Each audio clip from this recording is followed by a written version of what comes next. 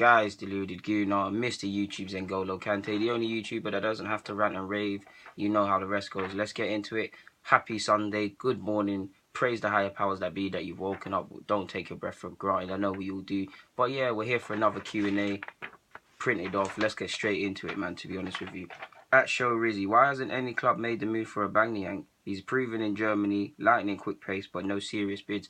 Must admit, bro, I'm pretty confused about that one myself, especially when you consider that the chairman or whoever's in charge of transfer said 60, 70 million. You look at Lukaku and Morata, they went for similar fees. So you could argue that why didn't Aubameyang make the move? To be honest, I do rate him, and I used to think he was crap at first, and let's be honest, he was crap if you remember them AC Milan days and things like that. He's scoring 40+ goals either last year or the season before, doing his thing in Germany.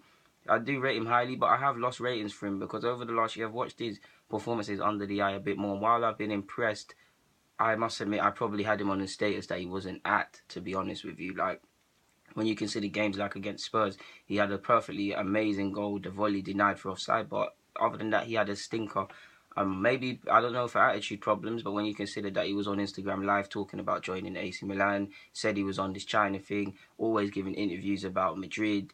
We saw the bust up last year in the Champions League when he was dropped by Tonkel for a game. So maybe there's attitude problems or whatever, to be honest. But when you consider that in today's market and things like that, I can't really understand why he hasn't made the move. But when I look at the elite clubs, I can kind of understand why he should be an option. There's more prestige options, because if I look at Madrid's case, for example, I've argued previously there's a case for them to sign a striker. If I look at it, I've previously said Lewandowski and I've said Harry Kane because he's been linked, and then you've got Aubameyang. I'm going for Lewandowski because he might be getting on a bit, but he's in the prime of his career and them things there. Kane, marketable, young, English, banging goals and them things there. Aubameyang's banging goals, but I just feel out of the three players I've just listed, he's got the least about him. When you look past the pace and things, I don't think he's as intelligent as them two players and doesn't have as much to his game with the ball as them players. I'm not saying he's a bad one, but yeah. So yeah, my man's got another question. Thank you, bro. If Ozil and Alexis leave, who do you want to replace them? I answer this question quite a lot. I always change names, but I'd say at the moment, Insigne, he's been around for a while. He's been spoken about as being this sort of star for a while, but the last season or so, and this season's only very early, but he started off strongly. I've been impressed with his performances for Napoli. Barca are on to him, and he's actually, I don't know what he said, but allegedly he's spoken in regards to that interest. If Barca wants you and Arsenal want you, forget about it, to be honest with you. So yeah, I would say Insigne, and you guys know how much I love Thomas Lemar. I'm not going to let that one go. He's not going to sign for this club, but yeah, him. Next question. I hope I can say this name right. At Beastly Jab 66, forgive me, bro. I always see you comment. Shout out to you. Thoughts on Maitland-Niles getting promoted to the under-21s? I'm happy for him. Of course, like Kyle Walker-Peters and Omar, I think Solanke's in the under-21s. They were all part of the under-20s that won the World Cup in the summer. It's natural progression. He's closer to the first team at Arsenal, starting a couple of games. He's been on the bench and missed a couple of big games, getting ahead of some other young players. So he's in the fort. So it's natural progression, and it's just down to not only Maitland-Niles but the other two players I've named to just crack on to three players to actually just crack on, to be honest. But I'm chuffed for the boy. You guys know how much I like Maitland-Niles. Hopefully he can push on. I know it's a big shout, but the next natural progression is to push first team for Arsenal and England's full team, as is the other players. So shout out to Maitland-Niles for that one. We've got another question. Do you think Tammy Abraham, Josh Omar and Solanke should consider Nigeria? I believe, of course. Look at Iwobi. Look at Iwobi yesterday. I've made a vid about this, and I'm gonna bring it out alongside this, so you'll see me in my clothes that I was wearing yesterday. But look at Iwobi. Nigeria have qualified for the World Cup. Iwobi, I believe, is a good player, but would he actually be called up for England? You could argue no. You could argue yes. If he was, is he going to start? Is he going to play? Is he going to be part of the nonsense that England come with? We all know the building up to let people fail. Look at him. He's going to a World Cup. Imagine if Anoma's playing well for his club side. Tammy bangs goals this year for Swansea, or Solanke does dirt for Liverpool, and they get call-ups for Nigeria. There's a chance to go to a World Cup. I'd be taking that. Because if you go and look at this, if Tammy was to bang 16 goals or 20, you could make a case for calling him up. But would he probably go to the World Cup? No, because there's people in front of him. Like Wells, for example, on the basis that strikers are meant to score goals, Tammy should go ahead of Wells.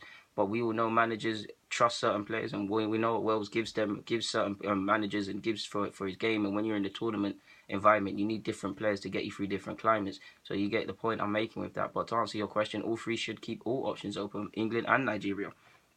So yeah, I mean, look at Jordan Ibe, man. He might not, to be honest, on current form, he would not get in the Nigeria side. He had a good game a couple weeks ago, but yeah, look at him. He's nowhere near the English shouts. You never know what could happen, to be honest. So next question.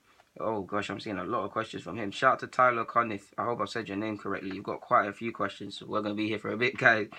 Top 5 players ever in the Premier League. Well, off the top of my head, I always flip-flop, but top of my head, Vieira screams to mind, Thierry Henry screams to mind, Rio Ferdinand screams to mind, Ashley Cole screams to mind, Sergio Aguero screams to mind. I know that one probably threw some people off by surprise, and there are some decorated players that should be ahead of him. Cristiano Ronaldo, man, as well. But yeah, man, I went off topic with what I'm going to say, but I hope I've listed 5 players. Yeah, Sergio, that's what I'm saying. Sergio Aguero made history for City, doing his thing. There are some more glamorous names, but he sprang to mind. I think I just said 6 players. I think I said Ronaldo, Vieira, Henry, Cole, Rio. I said bare players, but I hope that answers your question. Your other question: should Arsenal sell Alexis and Ozil in January? Yes and no. Yes, you could argue because their contracts are up in the summer. If you get a decent amount of an offer with a decent amount, even if it's peanuts, it's better than nothing. So sell him. But for me, if you're gonna they can talk for free in January to overseas clubs. They should have been gone in the summer. You might as well just let them stay the extra 6 months. To be honest with you, because that's gonna disrupt our season. Not only that, I'm pretty sure if City were to come in for January for Alexis, he would make the move. But if you look at it, that it's a World Cup year. I know Alexis' country's in danger, but Ozil, it is a risk to take before the World Cup because you got to accumulate to your new club and things like that. I believe even in poor form, both of them players would go for their countries, but it is a risk you have to take. So I would probably say no, but you never know, man. I hope that answers your question, to be honest with you. Who would make it into your 5-a-side, 40-side? Bare players, but I'd say Isco, Messi, Verratti, Kroos, Cess or Santi Cazorla, if it's not me, purely because I would just love to play in that side. You know how much passes we're going to do? We probably wouldn't win any games, but we'll play some lovely football, man, to be honest with you. So there's that. Next question: who should be England captain? Joe Hart, in my opinion, to be honest with you. None of them really scream out captains to me, but I'm looking at it, he's won Premier League. I've always told you guys, I like Joe Hart's mentality. He's very realistic, both on his club future and his future in general. He calls his England career failure so far because he ain't done major dirt in it.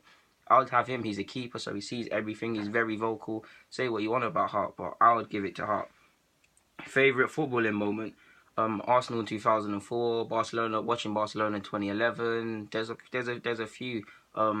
Club level, winning the Cheshunt Youth League, winning Winchmore's FA Cup, Winchmore's Enfield Schools Cup. Winning the Eastern Junior Alliance, playing in finals. There's quite a few memories, to be honest with you, both in my playing days and obviously watching football. I'm not a City fan, but Sergio Aguero, that 90th minute when they took it off United after United won the league and then City went and done it because that's what the Premier League's about. Crazy, innit? What was it? It was 2012, I believe. So yeah, man. Another question. My word, thank you for all these questions, bro. What rule in football would you change / add if you had the ability? For me personally, I'd say 5 under 21 players of each respective clubs over the course of a season, 38 games, has to have played 90 minutes and 70% of them. That will bring up the games, the young players in England. That will give them more game time. That will just make them better players and things like that. That's what I would introduce. And also, no young players are allowed to do shirt giveaways and stuff if they're not established first team. This whole culture of gassing up young players with whole social media is annoying. I know we all do it, but it is annoying to be honest. Thoughts on the Catalonia situation at the moment? Well, I hope the Catalans get their, I don't want to say freedom, but their independence that they want. We all know that there was a time in history where they could only go to certain circles to speak their native language. If they want independence and they truly believe in that, I'm neither's party. I'm not mainland Spanish or Catalonian, but as someone that can identify with it, I hope they get their freedom, and I really hope I don't know where the voting's going to be announced or whatever, or if it has been, I must admit, but I hope they get what they want, to be honest with you. Do you believe players with criminal pasts like Joey Barton, now Rangers, should be allowed to play? Well, yeah, I mean, yeah, as long as it's not forgive me, if it's not rape or anything to do with harming children in any possible way, for me, you should be allowed to play, or beating up women and things like that. They're the only 3 things you really shouldn't be allowed to play. If you sold, I'm not saying some crimes are better than the others, but them sort of crimes there's no excuses for that. You can't really come into the public eye after doing such hideous acts. if you were selling drugs, if you were, I don't know, you got in trouble for fighting or whatever, I believe you should be given a second chance. You should be given a second chance. You should pay for what you did. We all have to pay for our mistakes, but you should be given a second chance. And I just believe it's irrelevant with a lot of players, to be honest. And it will always hang over their heads. But like I said, it's irrelevant if you're playing well. We've all made mistakes. We've all got skeletons in our closet. These men are professional footballers, so of course they're under the eye. But yeah, I hope that's the case. Rate Xhaka's career at Arsenal so far. I'll give him a 6 out of 10. He's played well against United. He's played well against Spurs when I think we drew when him and Coquelin were together. He's turned up against Chelsea. Of course, he's had terrible games and he's not in the best of form. But I believe he can be a real useful player. Like Ozil, I blame Wenger a lot on Xhaka. You know the guy is not mobile. Get 2 midfielders in front of him. Protect him. Stop signing players to pigeonhole them and kill them. What I have to pin with Xhaka, you keep making the same mistake, being naive with the passing. You need to be sensible in that regard. But out of 10, I'll give him a 6. I believe he can be a useful player for us. If he doesn't, tough luck. That's what happens. That's how the cookie crumbles. But that's what I honestly believe, to be honest with you guys. So that's all of my man's questions. Shout out to Tiger, man. Keep them coming. Hala Madrid, best France 11. Well, at the moment, I've got Loris in goal, Sidibe on the right-hand side, Koscielny and Varane in the middle, Mendy on the left, midfield of Kante, Pogba, Talisio. I was going to say Thomas Lemar, but Talisio. Front three, Griezmann, Mbappe, and if he's fit, obviously Ousmane Dembele. So yeah, guys, that concludes the Q&A. Thank you very much for the questions. That was a long one. I enjoyed that. Getting there with more questions. You guys know next Friday we'll be back. This week more content, whether it's International Week or not. You know I'm amazing. I'll keep bringing out this content for you guys. Get in the comments, subscribe, like the vid. Deluded. I'm out.